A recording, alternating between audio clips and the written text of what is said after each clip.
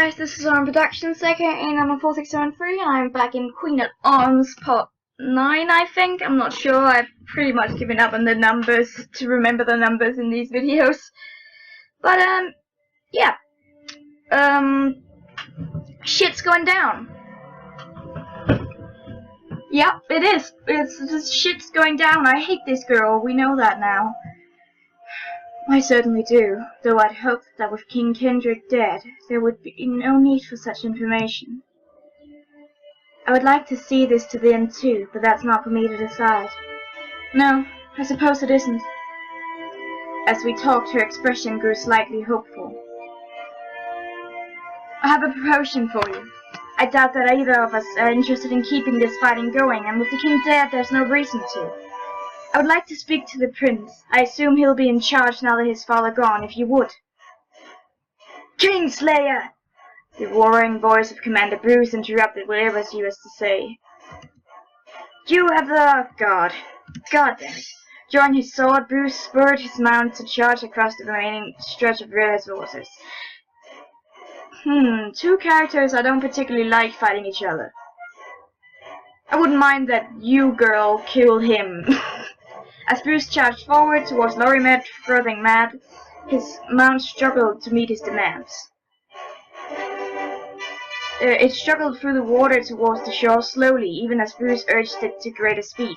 Lorimet looked shocked, but drew her blade in one fluid motion and stepped into the river, stopping when the water reached mid-shin. She waited until Bruce was closer.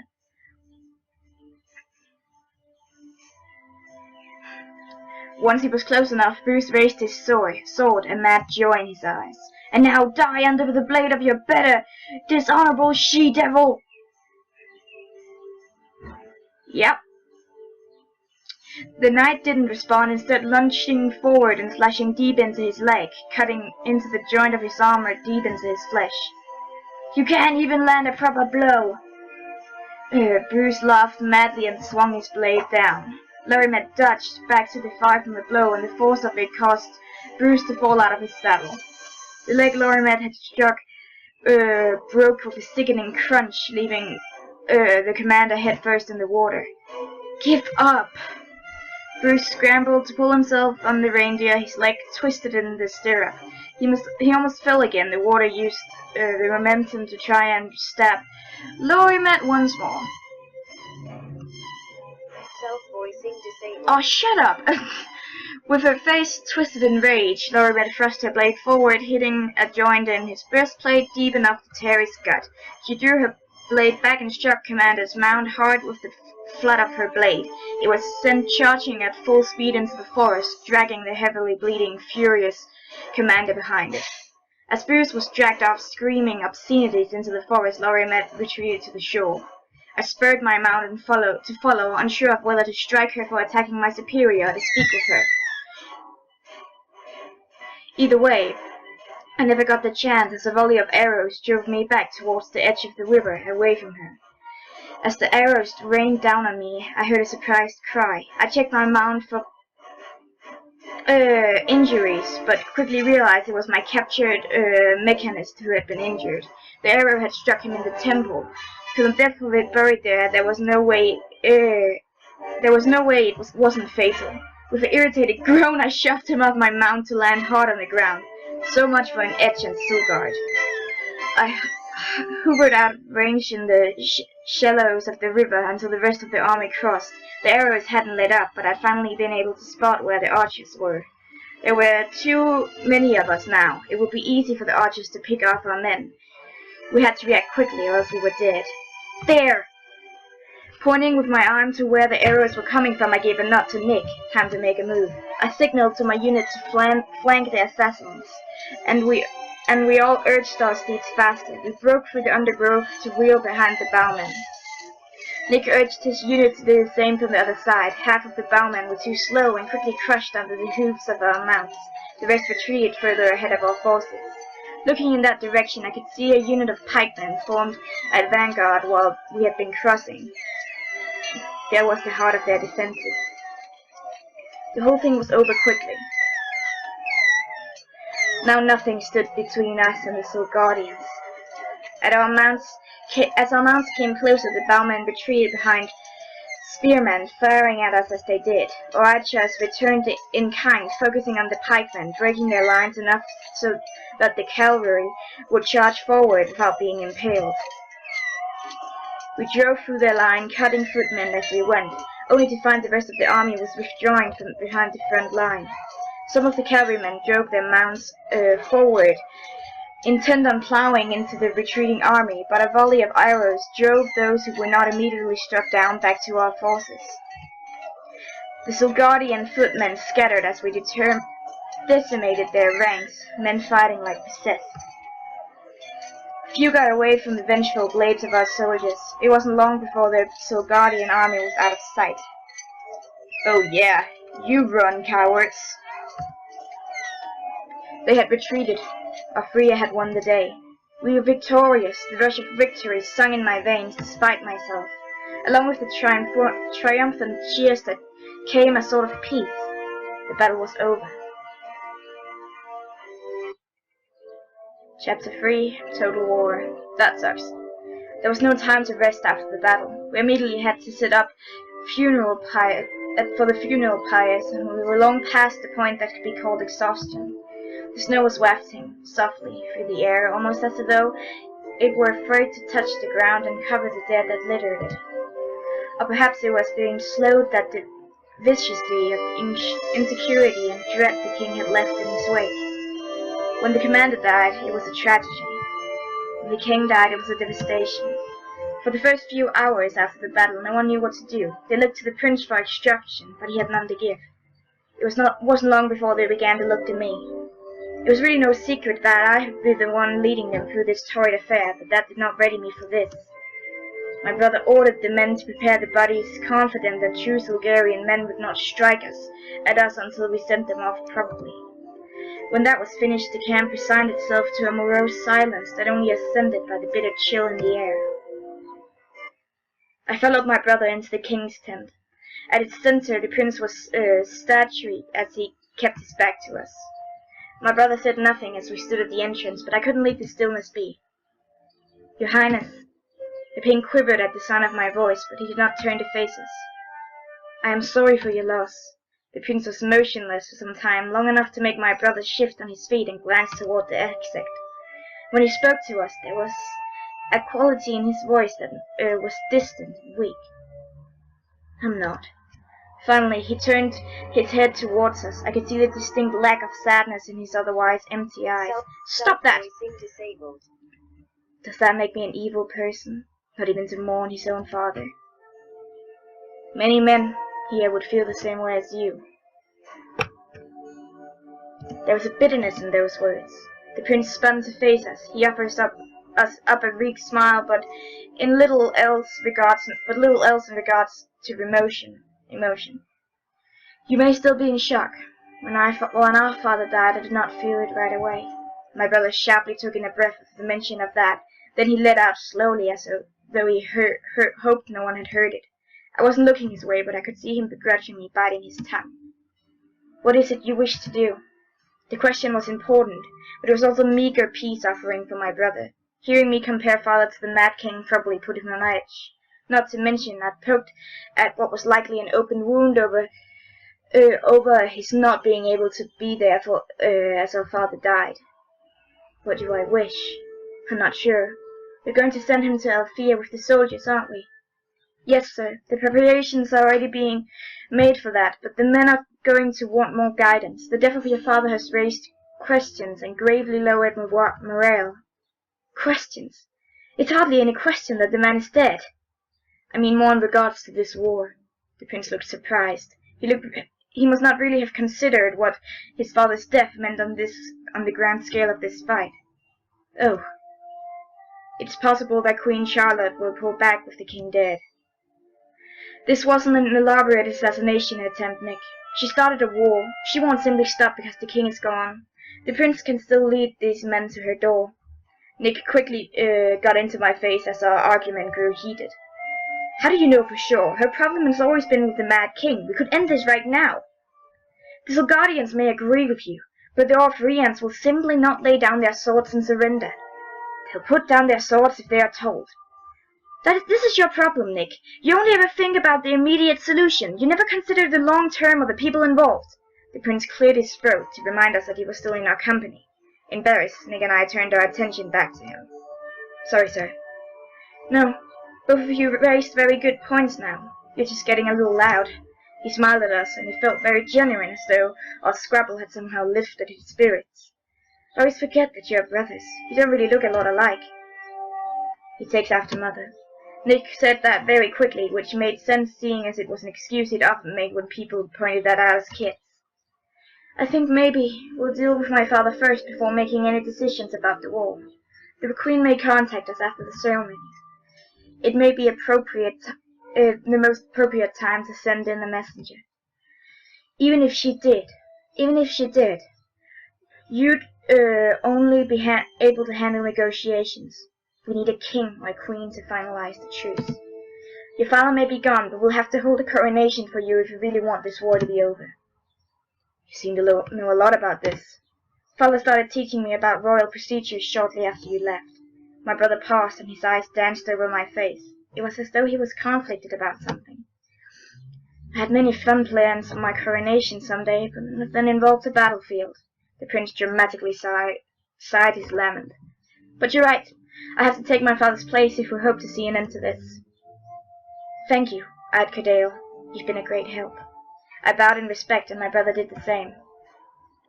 The prince waved us off, and we left, though my brother's gait was so quick and wide it was obvious he didn't want me to follow him. He was probably going to deal with the funeral preparations, so it was likely going to be up to me to handle the coronation.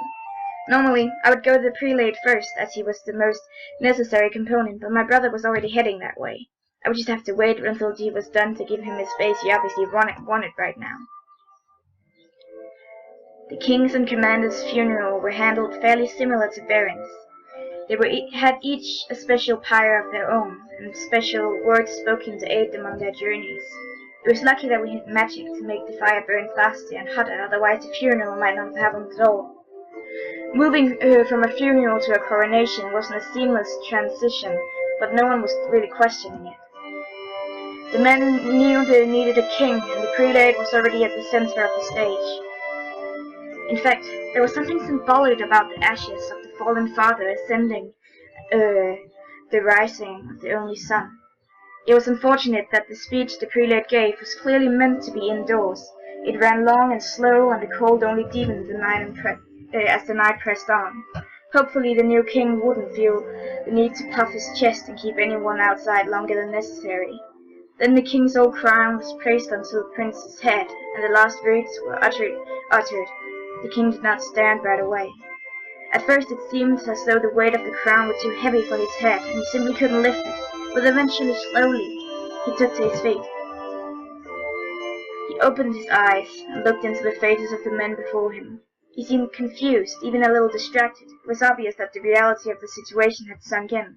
The finality of his father's death, the responsibility he now held. He was frightened, but he couldn't let it show on his face.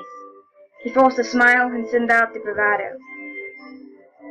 My father's passing was a great blow, one struck quickly and precisely. However, it was not one that will cripple us. There is a chance that the queen who started this war will decide to end it. There is a chance she will see it as a perfect means to crush us under her boot heels.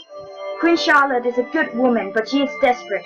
She does not hold a great deal of love for me, as she has always been convinced I am my father's son. Perhaps, in some ways I am. But for now, we will wait to see what her next move will be. If we can end this bloodshed soon, it will be a boon for us all. But waiting does not mean we can spin our wheels. We need to prepare for the worst and hope for the best. With that in mind, I wish to make my first official use of this crown. I wish to appoint a new commander. Someone that I feel will lead this army, should it need to be led. You all know Ike Cordale. You've seen his wise judgment in battle, and felt the care he has for you all. I feel confident he will be a strong leader in a time when we most need it. The king gestured to me, and the men all looked my way. What? I was shocked at the kind words, and entirely unprepared for the meaning behind them. This army, these men, they were suddenly mine. Holy shit! I'm sorry, I had to take a break, and yeah. I was just thinking about how this is a lot of the freaking responsibility, and how I actually mentioned in an earlier episode that I was gonna take over, and then it happened. So yeah, this is all my fault. I'm sorry, Alex. It's my fault. I had to protect them. The king reached out and pulled me to his side. I turned my wide-eyed gaze. Shut up, cars! My wide-eyed gaze at the sea of faces. There was a mix of confusion, relief, and anger amongst them. Eventually my eyes settled on my brother's. There was no anger or upset at my observing of his position. He looked proud, and that made me smile. Commander Cordell, do you have any words for your men? I looked to the king, and then to the soldiers, and back to the king. If we gotta do it, then we gotta do it good. Another long, winded speech probably wasn't what the soldiers wanted, but I needed to establish my presence. I didn't think I would find my voice so readily under the pressure, but I did, and it was very strong. Despite what the king has said, I'm not sure many of you know me. You've seen me around camp, I've battled at your sides, but I've probably been a little more than a face in the crowd of uniforms. The fact that I'm standing here right now may not mean that much to you. Yes, I've directed you in battle successfully, but does that truly give me the right to authority? Will I be a good leader? Do I have the wisdom and the courage to bring our new king the victory he needs in order to ensure we can come to a peaceful resolution with the Queen of Silgard? I can't answer those questions with resoluteness, but I can with confidence. I'm not unwise, nor am I unskilled. You're all seen as much through the passing battles. My father trained me passionately, educated me assiduously, and instilled me in a strong sense of reverent duty. Those familiar with the name Cordell can attest that servitude and leadership run strongly in the blood of those who live under it. My father, Sir Thomas Cordell, served his king as a knight, just as my brother decided to serve as a cleric until today. If nothing else, my name is a constant reminder of loyalty, wisdom, and valor. He would often tell me that you can only fight when you have men to fight at your side, and you can only serve a king who values those men as you do. I believe that to be true of King Alistair. I will serve him as my father served his king, and I will fight alongside you with the same vim and fever that I have since this war has began.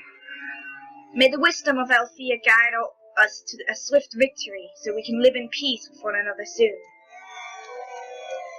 I didn't expect a round of cheers that swelled up once it was obvious my speech was done. King Alistair was clapping energetically on my behalf. I actually hadn't felt the confidence I'd claimed until this moment. Perhaps I really could lead these men. How well said. I believe we won't need more words for tonight. I wish we could celebrate, but I fear we need to be ready for tomorrow. Everyone, go, sleep, pray, and prepare this as the best you can. With that, the men dispersed, and the king let go of my arm, and everyone went into their respective tents. At first, I almost didn't go to the commander's tent. I was so used to walking elsewhere. It was my brother gently taking my wrist that walked me in the right direction. The Mad King was dead, his loyal commander at his side as they traveled to Althea's garden, his son left to live in his wake. I could see in his eyes that Prince Alistair wasn't ready for the crown, but something changed to them when it was placed on his head. He had a responsibility to lead these men, and now so do I. I was shocked when my promotion was announced so soon after the crowning, but I suppose I shouldn't have been. Moving to the commander's tent had been distracting enough to keep it out of my head for a while, but now as I tried to sleep, it was flooding my mind. It all happened so quickly, but that had been for the men's benefit. They couldn't fight without a leader, but should they be fighting at all? A rustling sound thankfully broke my burning thoughts. In case it was something unfriendly, I had the hand on the blade I had leaning against my cot, and I opened one eye. I let out a soft sigh when I realized it was my brother standing there. We shared a tent now, like he'd shared with Commander Bruce, and for a moment I assumed he was only coming in to sleep. However, he ended up looming over me. I opened the other eye and stared over his shadowed face. What was he even doing? You're awake? Yes, I am. I thought you'd be exhausted by now. It was a busy day. Too busy for my mind to rest, I'm afraid. I sat up and moved so he could sit on the cot next to me. He did so without hesitation. If I closed my eyes and ignored the sound of the men still rumbling and clanking around outside, I could almost pretend we were in a bedroom back home. Things are moving too fast. I really didn't want to tell you so soon. Tell me what? I knew exactly what, but for some reason I didn't want to let on that I'd still been thinking about it. What my brother knew about me. He stared at his feet, and then he said his next words, but they seemed to come out with less difficulty than he expected. Should I guess? Okay, I'm gonna guess. It's probably wrong, but I like guessing. Are we the... Oh, that'd be weird. No. Like, are we the queen of Silgard or Freya or something? Are we like the righteous heir for the crown or something? That would suck. Perhaps he was just trying to get them out as quickly as possible. Your real parents. They weren't just random people who lived in the Arthurian castle. They were the king and queen. Oh! Oh! Fuck! God! That means... Oh no! That means Alistair is our brother! Oh God! Good I didn't go for him! Oh my! Having said that, I knew that what he was going to say next. My ears rung, going momentarily deaf. He sounded far away, though he was right here. You're... Princess Callista. I didn't respond right away. The name Princess Callista wasn't a foreign one to me. Our father had told me quite a lot about her, including how she'd been slain when the king and queen were murdered by Mad King Kendrick's spies. Oh, it was another one. I couldn't possibly be her. Excuse me? I'm sorry. I was just the daughter of some maid or cook who was killed in the attack. That's why I had to be Alex Cordell, youngest son of the great Sir Thomas Cordial. And no one could know that I was really... I continued to stare at my brother. He still couldn't look at me, and eventually he simply got up and walked out of the tent. He left me to stew in the revelation. My parents are the late King Faramond and the Queen Medana. I was Princess Callista. I am Princess Callista. Alex Cordell is dead, and No, I was still Alex Cordell. Princess Callista had died in the castle with her parents. Father hadn't lied to me about that. She had to die. She had to so I could live, so I could be safe. My brother knew. Of course, he'd always known that I wasn't really Alex. He was older than me. He could remember the attack on the castle. He could probably remember Alex being slain in its walls. It was a miracle, really, that he ever accepted me as his brother back then. But he also knew who I really was. All this time I looked at the mound of the tent, hoping that my brother might come back in. It was cruel of him to tell me the truth and then leave it to haunt me this way. I got up and walked out, but I couldn't spot my brother anywhere. Commander Cordell! A soldier who was stationed outside my tent jumped to his feet and saluted. It felt absolutely strange to give him so much respect so instantly. Have you seen my brother? The soldier nodded. Yes, sir. He went into the woods with the patrol, sir. I see. Thank you. Yes, sir. My eyes travelled to the king's tent. The prince. No. The king had sequestered himself in there since his coronation. It occurred to me that it might be a good idea to see how he was doing. His father had died recently, after all. And it would be a good distraction for me, to keep my own questions from eating me up from the inside. But he was king now, and it'd be hardly appropriate for me to just go in and speak with him even when he was a prince. Of course, I was only an eyed then too. Before my mind could be made awake, the drowsiness overtook me. It had been a long and exhausting day, and the king was probably sleeping like I should be. I didn't really have the luxury to stay up too late anymore, regardless of who I was once. I had an army to run now. I had men that relied on me to be sharp enough to keep them alive. Good work, soldier. I gave the guard a smile, yawned, and went back into my tent. I woke too early, though there was no morning light there to blind me. My eyes still protested being opened so soon. The chill seeped through my blankets, even though the night before I'd been clever. I slept in my uniform for some extra warmth, but it only served to make me more uncomfortable. However, it wasn't the cold, nor the discomfort that caused me to rouse so soon. He was my brother. We have a problem. His voice was rough, cracking, probably because he'd been rudely awakened too. Without a second of resistance, I sat up and attempted to shake the grog from my mind as I followed him out of the tent. I could hear the sounds of swordplay nearby, but judging by the cheering that accompanied it, I was certain we weren't being attacked. I neglected to put on my glasses, so I could only squint at the blur of soldiers surrounding the campfire area. It was dimly burning since the sun was going to rise soon. That was when something was thrust into my face. It reeled back, only to realize they were my glasses. Nick must have gotten them for me. Thanks. I slipped them on, and the situation grew more clear. The crowd was cheering around the two of our own men, and from the looks of things, they weren't sparing for boredom. I think there was a rations dispute. Nick's tone was either tired or apathetic. It was hard to tell which with him. Of course there was. What do you want to do? Well, we can't let them continue on like this. I have an idea if you feel like entertaining it.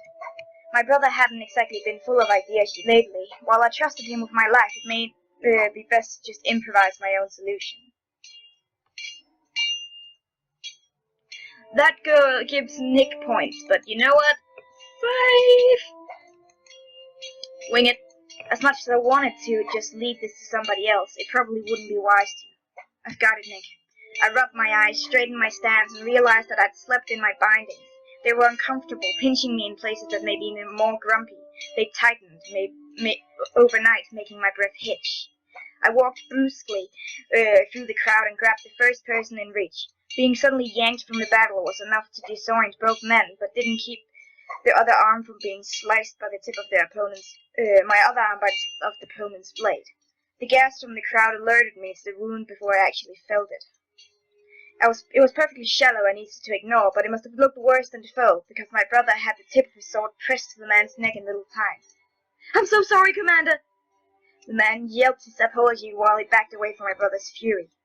"What is going on here?" I asked it as gently as I could while I walked over to my brother and pulled his arm down.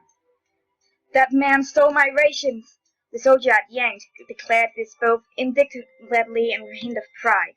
A cleric in the crowd was already tending to my shallow wound as I watched the fire of their argument rekindle. "I did no such thing. Why would I lie about something like that? Perhaps because you just had finished stuffing your fat face and wanted 3 seconds. As the accusations were thrown, something slowly occurred to me. As they spat hot, angry words at one another, I could see the morbid amusement grow in the faces of the crowd. This fighting hadn't drawn such audience because it was over rations. It's because it was between an Austrian and a Guardian. What was that supposed to mean? I guess you could be too stupid to get it, Silgo dog. I could feel the atmosphere tense the second that slur was spewed from the Austrian's mouth. Before the fight could start, I knew my brother stepped in the middle. The thought of dealing with racial squabble right now was shooting pains behind my eyes. I couldn't deal with this right now, especially when it was only ignited and fueled with battle fatigue. I decided to end things as quickly as possible. "That's enough. Do you have proof that your rations were stolen by this soldier?" "Well, no, Did you see him steal them?" "No, but I know he did it." "Oh, man. Did someone else see him?" I looked over the crowd, but no one was stepping forward. "That doesn't mean he didn't do it." "It also doesn't mean he did. Before you start swinging your words at one another, just bring matters of dispute to the assistant commander or myself so they can be handled with wisdom rather than rage. Do you understand? The Solgarian soldier nodded, and when I turned to Afrian, I got a nod from him as well. Good. Everyone back to your posts! The crowd dispersed, and I continued going back to my tent. However, the adrenaline had woken me from past salvaging any remaining sleep. There was no reason not just to move on with the day. While we awaited the return of the messenger, the new king had sent ahead to speak with the Queen Charlotte. There was little in particular to do. The whole army was busy with various preparations, or else they pretended to be busy to avoid reprimand. I had no idea if we were going to continue to need the battle, but until we had word, we would assume that we would. Now was a good time to begin establishing myself as a commander. Dr. Rubus, dear. I approached the Archmag's tent to find a growing commotion. One of the lower-ranking soldiers was on the ground, with Rubus looming over. Something about the scene put me on edge. Rubus' expression gave away no anger, but his eyes had a searing intensity to their stare. I approached just in time to see him glaring, a crumbled flower in hand, with it raised as he intended to slap the soldier with it. I'd seen that flower like it somewhere before, but I couldn't just place it. I cleared my throat, which was enough to get his attention and make him turn his head to me. The soldier took his chance to swiftly escape. The Archmagus looked at his hand and to me, and let his arm lower. Then he retreated to the medical tent. Against my better judgment, or perhaps void, I followed him inside. The Archmagus glanced along the cluster of clerics, but didn't seem to spot what he was looking for. I assumed it to be the prelate. When he turned to leave, he nearly stepped into me, but caught himself mid-movement. A rush of air hissed from his nose, and his shoulders slumped. At the very least, whatever defeat he was starting to feel was stamping out his blazing ire. He opened his mouth, but no words came out, and he glanced at the men bustling around us. I offered him a pitying smile and gestured him to follow me. If there was something on his mind, it was obvious he wanted somewhere private for him to speak about it. We moved silently over to the woods. The Archmagus never lifted his gaze from his feet, and I got the feeling he was currently trapped in a loop of unwanted thoughts. I kept my wits about me as we were still on enemy ground. Finally, the Archmagus stopped moving, apparently content with where we were. He looked at me, emotion finally cracking onto his face. Which emotion, however, wasn't entirely clear. I am sorry, Commander. I nearly acted out of turn. I watched as the Archmagus found a log to sit on and then practically shrank into himself. His overconfidence was absolutely shattered by a sheepish vulnerability that wrenched my heart. I offered him a smile, but he wasn't looking up to see it. I would just have to do my best to put the kindness I wanted to convey in my tone. We all have our moments, Archmagus. My words rang too flat to feel sympathetic. I cleared my throat. As long as you don't let it happen again. I still sounded as though I didn't really care, and I was there just to lightly reprehend him. Yes, sir. I shifted anxiously from one foot to another as I scrambled for something else to say. Directly asking him what was wrong would be rude, wouldn't it? God! It wasn't as though this man were my friend. The Archmagus stared at the crumpled flower still gripped in hand. Is that for a spell? The Archmagus' head shot up, as if I'd said something absolutely shocking. Whatever words he read it at the tip of his tongue, he decided to swallow and returned his gaze to the flower. I'm sorry. Perhaps I should just leave you be. No, Commander. This flower does not belong to me. As my leg grew tired, I decided to lean against a nearby tree. The Archmagus let out a huffing sigh, and his shoulders slumped. It is the heart of someone I lost. My stomach knotted up as those words fell onto my ear. The Archmagus had a very poetic way of speaking sometimes, but I had to wonder if he was being metaphoric. Magic was still a grand mystery to me. I was taking care of it, but then the soldier that came into the tent did not act maliciously. I understand that well enough, but losing this flower, his voice choked, is like losing a part of my soul. I wasn't sure what possessed me to push from the tree and sit next to him on the log, but that's what I did. The Archmagus leaned against me, but his attention on the flower remained unbroken. I do not expect you to understand. I've never really spoken of my mentor. though now, in the wake of the sting of betrayal, is not the best time to conjure the name. The Archmagus grew still and silent, drawing into himself as he watched the flower slowly wilt. Without thinking, I placed a hand on his arm. It was surprisingly hot for being uncovered in all this snow. Cold. I had to assume he was suffering from a fever if I didn't suspect he was simply keeping himself warm via magic. Magic that he wasn't using to restore the flower. I thought I'd ask him why, but I held my tongue in good taste.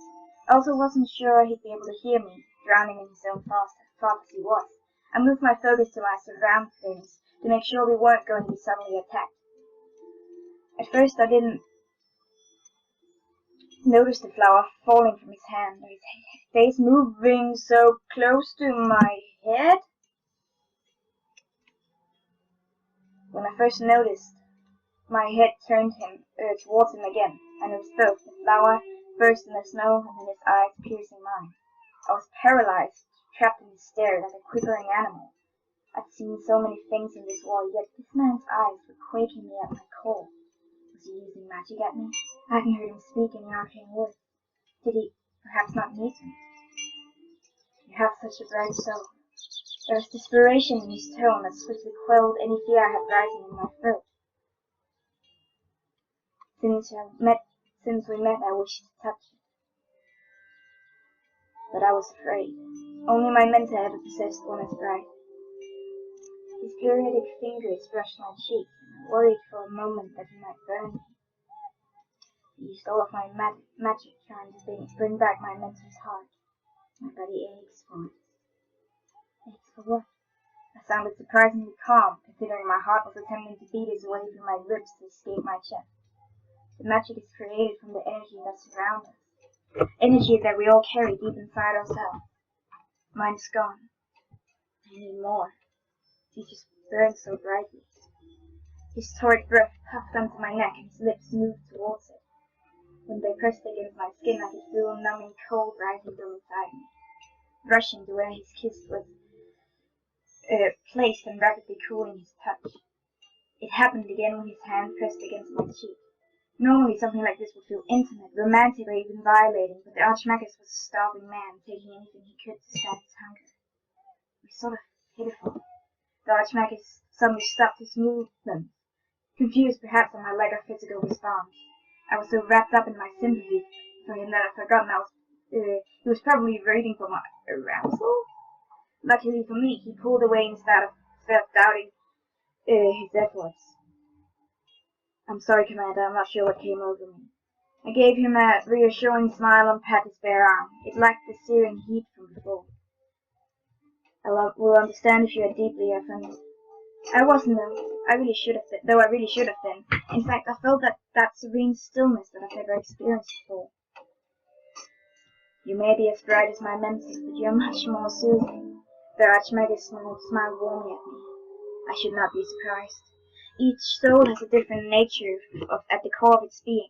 Perchance yours would be as fiercely passionate as. I am sorry, Commander. Perhaps later you can explain all this to me more efficiently.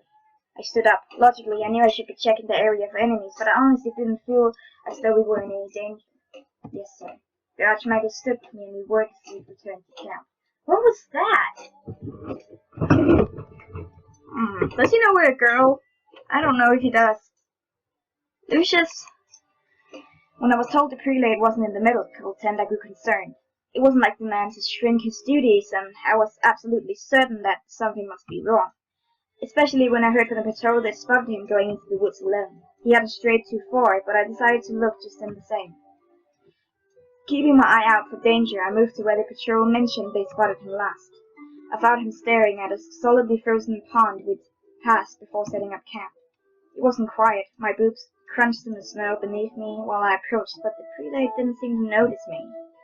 If he'd gotten attacked while he was out here, they might have been able to kill him before he even realized he wasn't alone. There was no point in waiting for the prelate to notice I was there, and subtle noises to alert him were going clearly over his head. What are you doing out here, prelate? The man didn't respond to my question, almost as though he was frozen in place. I moved closer until it was standing next to me. Then I looked at whatever had his attention so transfixed. However, I saw nothing but frozen wonder. Prelate, you shouldn't be out here alone. I needed privacy. His tone wasn't icy, annoyed, or even embarrassed. It simply wasn't. The emptiness of it was more chilling than the wind whipping around us. I'm sure you've had it by now. Perhaps. It was jarring to see him this way. No smile, no warmth, just nothing. I thought to ask him if something was wrong, but it seemed rude to be so direct. I didn't exactly know him that well. If your duties are... I have no complaints about my duties. The silence awkwardly took as I tried to figure out what could possibly happen by him acting this way. I stared at him, his blank expression, his empty eyes, and wondered if maybe this was his more natural state. His beside manner had always rung so hollow with me. Perhaps it was because the man himself was hollow. Finally he looked at me, his gaze staring at my feet and then stopping at my eyes. Then he put on a small smile. That smile, the one that was beginning to make me sick. Do you need something? His gaze was intently on me now. No, do you? If something happened, nothing has happened. After another awkward pause, Lucius took in a short breath and let it out slowly. I'm not used to keeping such close quarters for this long. I got wary. It made some sense that having to keep up a cheerful attitude would be exhausting for someone it may not come naturally to. You shouldn't wander too far from camp for that. It's dangerous and you're a very important part of this army. Next time you feel that way, just go to the commander's tent. And hardly anyone is during the day, and I can tell my brother to give you some space if you run into him. The prelate looked at me. Again, his smile still chillingly empty. Thank you. That will be much more convenient. Good. Are you ready to go back now? The prelate's eyes danced around my face. Yes, Commander. Sorry for troubling you. He then proceeded to walk back without me, his long legs making me practically scramble to keep up. That was weird. Hey, Jamesy dude! With the prospect of more battles to come in the horizon, I knew that we would need to be sure of our resources. Rations and basic armaments were no issue, and I was going to have to wait for the prelate's report to see if we needed to do anything about medical supplies. In the meantime, I decided to check on the mechanists myself to see that our heavy weapons were in working order. If the enemies who could demolish bridges and send monsters our way, blades and arrows were no longer going to cut it.